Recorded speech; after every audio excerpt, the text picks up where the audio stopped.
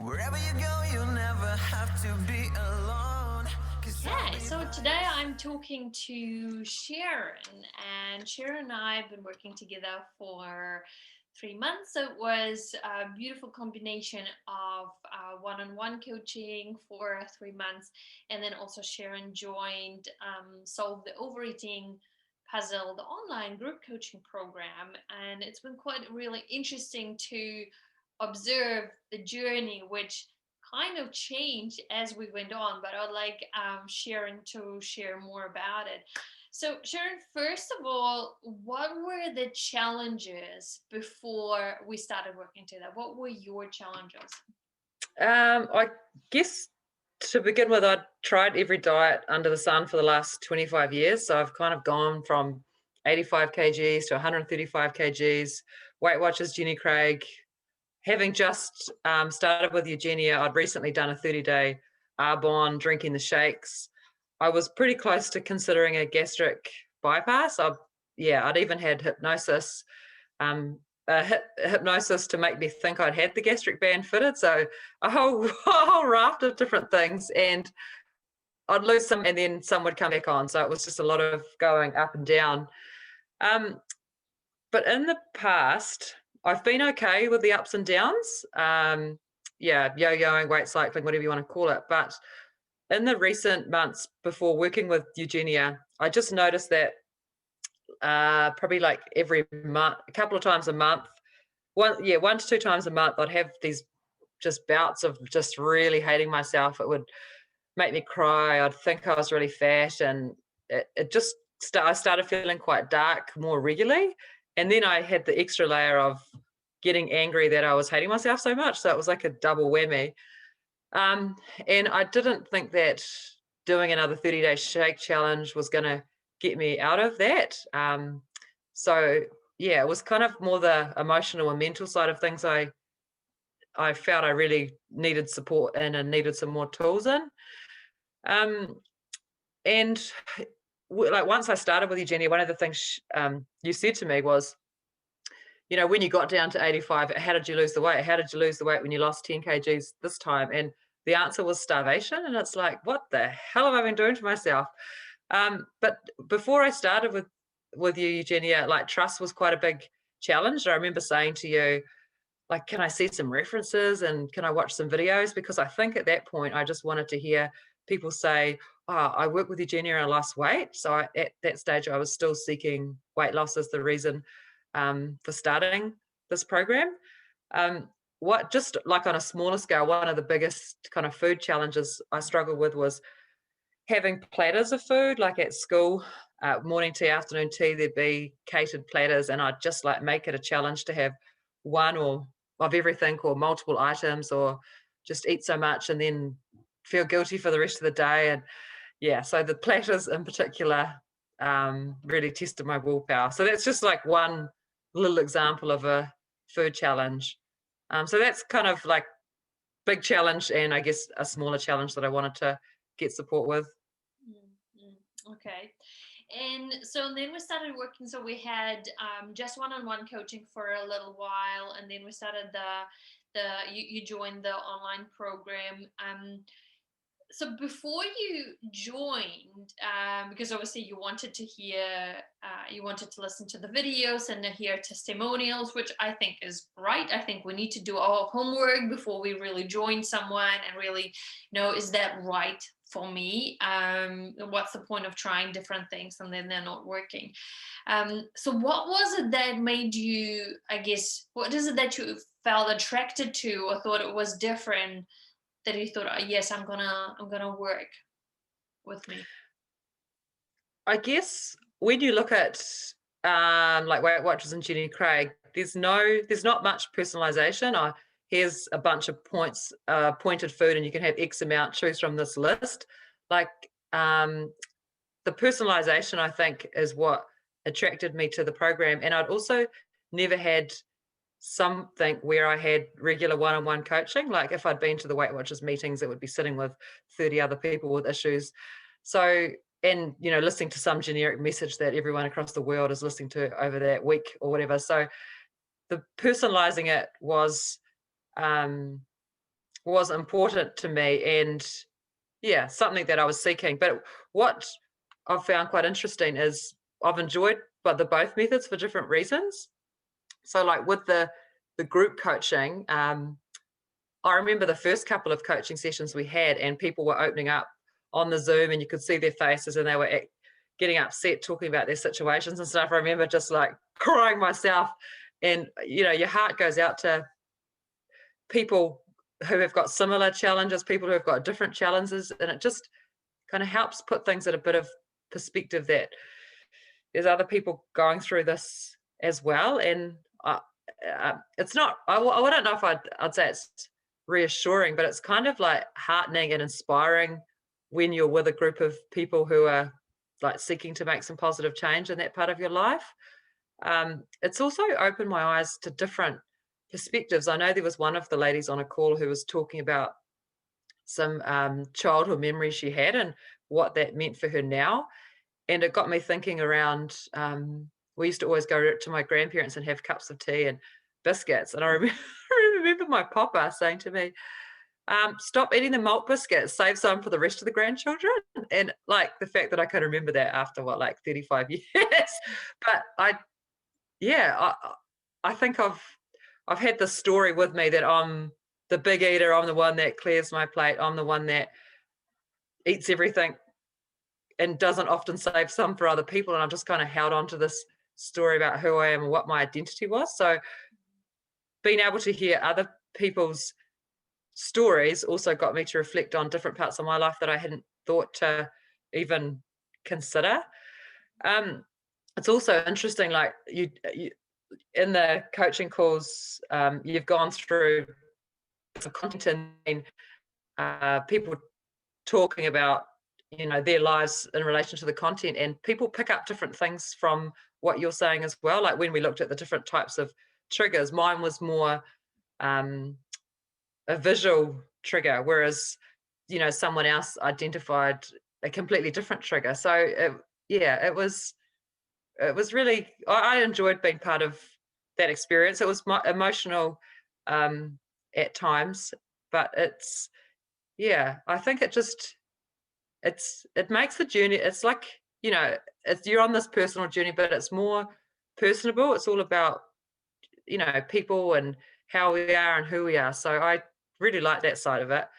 And when I think about how we've worked together, Eugenia, what I've liked is that you've got some ideas on approaches, but it's not like this is the approach I recommend. And the example I use is like there's different ways to achieve the same goal. So with chocolate, for example, one approach is have it in the house, be around it, and like, give yourself 2 squares a day, make yourself eat that. So then it's always there type thing.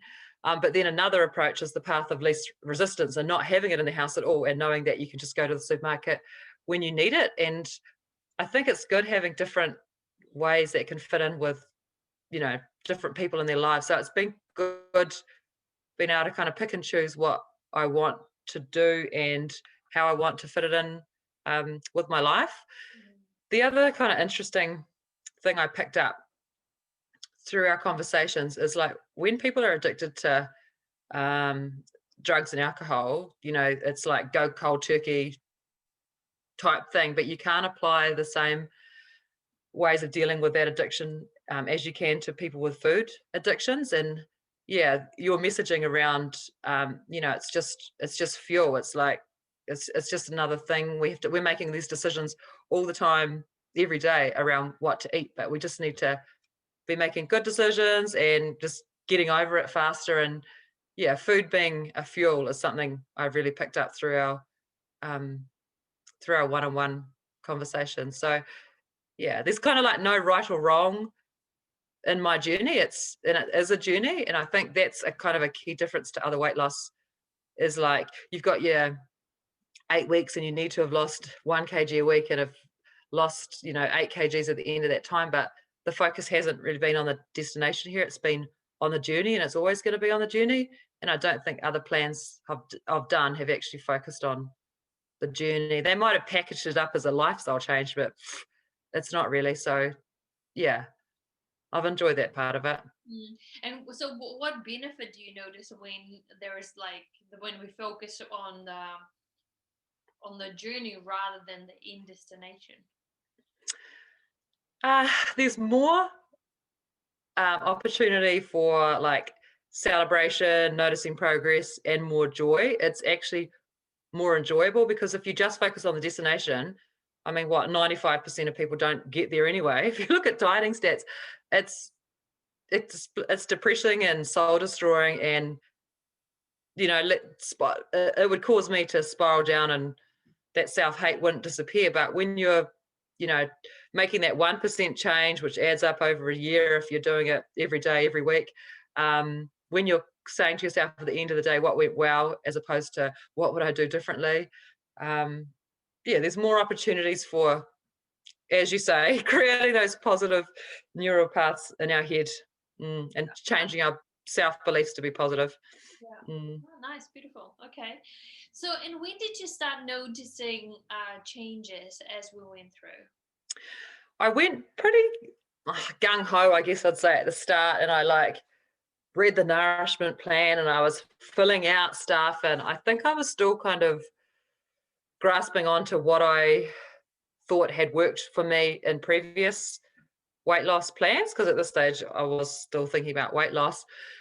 But then I stopped, I stopped doing that. Felt a bit badass, but the nourishment plan was a good process for me to observe and be curious, which I did. But I started to listen to myself a bit more. I started to kind of trust myself a bit more, and I focused on what had gone well, and I focused more on progress. And I can't think of like a defining moment where a light switched or anything, but probably about 4 weeks in, I noticed that I was worrying about things less. I kind of more space in my head, and I remember saying to you, like, I feel like I've given up. Like I'm not worrying about it anymore. And you said to me that if I stop worrying, it doesn't mean that I've given up. Uh, and it's true, because if you fill your head with worry, you're not noticing the progress. You're not noticing the what's gone well. You're not creating those positive paths. Um, from the start, I quite enjoyed looking at the hunger scale, because what I realized, I was always eating past the really full stage, and I was eating when I wasn't very hungry. So I found that quite useful as a way to start listening to my body cues a bit more. Mhm. Um, and the other kind of interesting learning has been that progress is not it's okay to have thoughts about, oh, I want that, or oh, that looks nice, or I might do that. But progress can be like not acting on your thoughts, um, and having the thought and not like beating yourself up if you do take an action that might not have been what you planned, but you've done it anyway. And yeah, there's been kind of less of a blaming myself when I have made decisions that haven't quite aligned with where I was heading. And just little examples, like I used to go to the supermarket and think, oh, I'm going to get a reward because I've done the shopping. So I'd buy myself the little, not little, the pretty big size Whittaker's chocolate and eat it in the car on the way home. But like those thoughts just aren't there anymore. I know I could get one if I want to, but I just don't really want to. So kind of by not restricting stuff, it has taken away the temptation a lot for me. There's a lot of less internal debate. Like I'm feeling less stressed. I'm feeling less worried about it and less guilty, and a lot more generally positive. But if I do choose to act on something, I don't let it destroy my meal. I don't let it destroy my hour or my day like I would have in the past. Mm. Nice, beautiful. So, I guess you have mentioned quite a few changes. What do you feel were the most tangible results for you? I feel more emotionally stable. Like I haven't cried in a few months about my situation, and I was crying like 1 or 2 times a month before working with you about myself and how I felt. Um, I can look more rationally at the scales, and this has been quite a big one because I've been quite number focused for the last bloody 25 years. But about 5 or 6 weeks ago, I did hop on the scales, and I was probably 1 or 2 kgs more than I thought I was going to be. And I really quickly felt and I started to unravel a little bit mentally and emotionally. And we talked it through in one of the coaching calls, which was really good timing. But, through talking with you, I've learned to be more, just more rational. It's just one piece of information. It's not the only piece of information. Like doing better on my fitness test at boot camp. That's actually a really good piece of information too. So I hopped on, was it last week or the week before? And I was probably, I was a couple of 100 grams up from what I was previously, but the amount of thought and energy I put into that was just teeny. Like I haven't really thought about it again, to be honest. So I know that's probably going to take a bit more work. But yeah, a tangible result from me has not been getting caught up on the scale. I feel happier with where I am at now. I feel like I have like freedom from food, freedom with food, and that I'm just feeling better about my situation. I feel fine about where my body's at, and I understand it's going to take a while to settle. I've gone up and down for freaking years, so it will take a while to settle. I've found it really interesting. Well, you said to us, like, often when you've been in trying to lose weight for years, it becomes like a hobby, kind of an obsession in a way. Like, what would you do if you didn't have that? And I was thinking, oh my gosh, what would I do if I wasn't thinking about it or worrying about it or focusing on it, because I had been for so long. And what I've filled some of that with is like, I've really enjoyed learning more about diet culture and the anti-diet world. And so I've kind of taken myself down on a bit of a tangent on the educational front. And I feel like I'm learning more and I'm enjoying I guess it's kind of reaffirming the journey that I'm on as well. But that's what I've filled a little bit of that space with, some more reading. But so I've often said that kind of my battle with weight is lifelong, but I don't feel that I'm battling anymore. I feel I'm happy with where I'm at and I'm learning, and that's probably the way it's always going to be. One of another tangible result is earlier this year I'd done the Biggest Loser challenge at school, and I'd won it and then put on all the weight back again as per usual. And it came around recently and my workmates were like, oh, you're going to join. I'm like, nah, I'm done. I'm done on anything like that. And I kind of feel sympathy for people that are starting these crazy things, especially in advance of Christmas. And I'm also getting bored of talking about it with people when they start talking about keto and what they're cutting out and stuff. And I'm just thinking, restriction binge, don't do it. But they're in my head. I've just had to take a step back from some of those conversations because I just don't really care about it anymore. I guess, some of the other results is like I'd look back at my wedding photo, which was 3 years ago and 20 kgs ago. And I would in the past, like, oh, I really want to be that size again, but I don't feel like that anymore. I feel that I've kind of accepted life changes, bodies change, you age, things are different day in, day out, years change. It's really kind of unrealistic to want to aspire to be like that again. So I can kind of look back at those photos now and think, oh, I felt really good about myself on that day and it was an amazing day. But I also feel pretty good about myself now. So so I guess I'm not looking back on those photos with disgust or using them for inspiration or anything like that. It's more, oh, that was my happy wedding day, as opposed to, oh, that was when I got to 85 kgs. So I guess, and I'm still working on changing that story, on moving away from Sharon, the big drinker and the big eater.